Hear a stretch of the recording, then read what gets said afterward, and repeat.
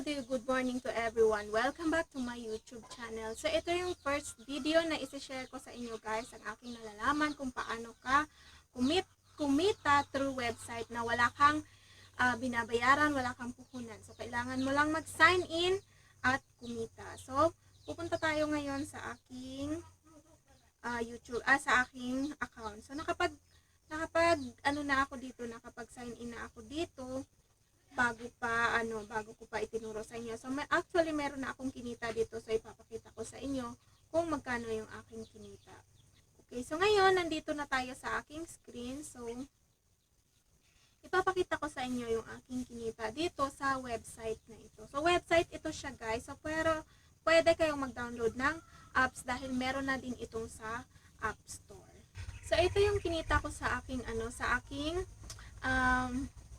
account. So, ito yung ngayon, yung pending ko na balance is 62.31 pesos. So, ito yung mga aking na-withdraw nung October 6 is $45.17.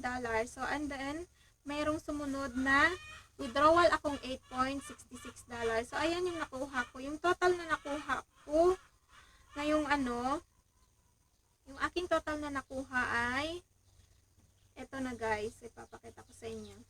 So ngayon, nung October, ito yung kinita ko, $62.31. So, ito yung lahat-lahat ng nakuha ko all time. So, nagsimula ako nung October, pero ito talaga yung lahat-lahat ng nakuha ko all time. Sana yun? All earnings. Sana yun? Bakit wala? So, ito. Ay, bakit ganun? So, total earnings ko is, ngayong September is $71.22. So, hindi ko pa $71.22. So, hindi ko pa na-i-withdraw yan. So, ano ba yan? Paano ba ito? Sa shop. Okay. So, okay. Dito pala. So, 6 month. Sa all time, sa lahat ng nakuha kong nakuha ko is all time earnings. Ayan, so within 6 months.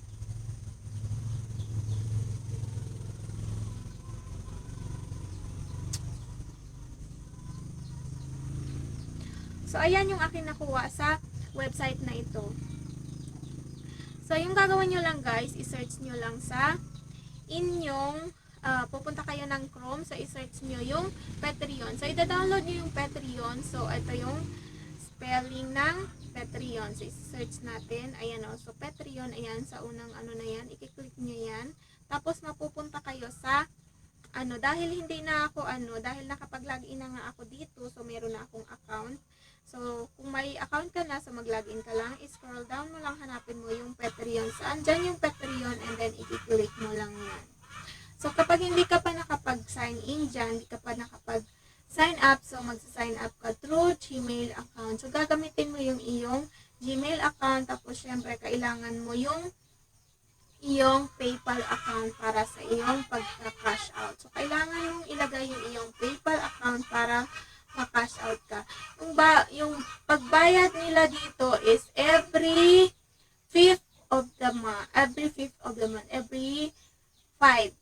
So, papasok siya ng 5. So, mawi-withdraw mo na yun. So, 5, basta mga petsa 5, so, mawi-withdraw mo na siya. So, totoo ito guys, hindi po ako nag-ano. So, paano ka kumita dito? Ang gagawin mo is, mag-create ka ng,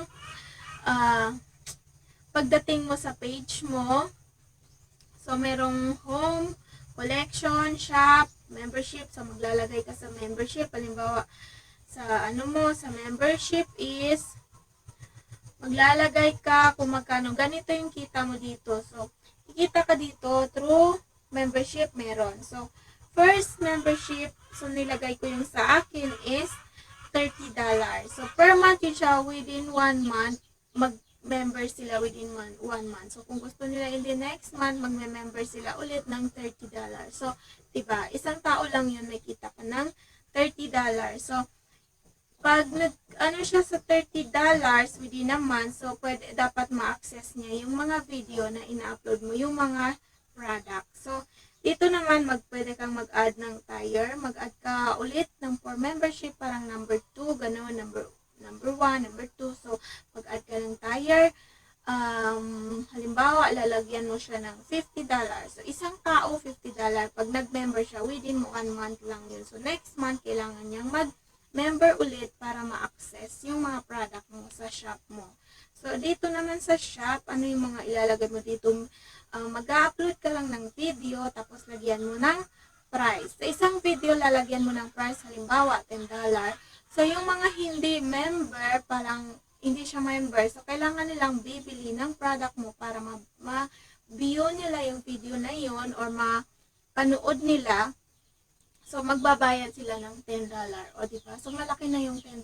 Malaking bagay na yun sa atin.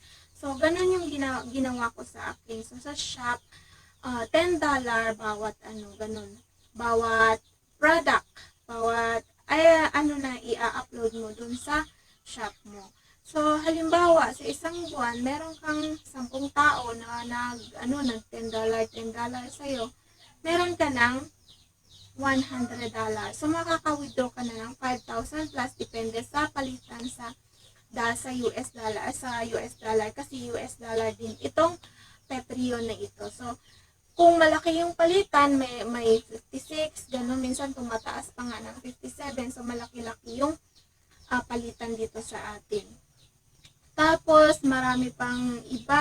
Yun, mga shop na yun, doon ka lang magbibenta. So, anong gagawin mo doon? So, mag-create ka dito sa mag-create ka ng shop dito, ng product. So, mag-upload ka lang, click mo yung shop, tapos, ayun, mag-add ka na ng product. And then, pwede kang ng mga recommendation, pero hindi ako gumawa nun. Basta ako nag-upload lang ako, naglagay lang ako ng mga product doon. So, ayun, may kinita na ako. So, hindi pa umabot ng isang buwan, ganun na yung kinita ko. So, hindi ka maghihirap. So, pagtatrabahuan mo pa yun, mapapagod ka pa. So, dito, mag-video ka lang, mag-upload ka, maglagay ka kung magkano yung video mo. Kung ilang dollar yun, i-upload mo, may bibili nun. So, maraming bumibili nun. Basta gusto nila yung video mo, papanoorin nila at uulit sila kapag nagustuhan nila. Merong bibili ng isang customer, isang client na 4 na video, o kung isang client lang yung bibili siya ng 4 na video, sa halimbawa, $10, so $40 na yun. So, yun lang po for today's video. Sana mayroon kayong natutunan at sana kumita kayo. Thank you guys! Happy earnings!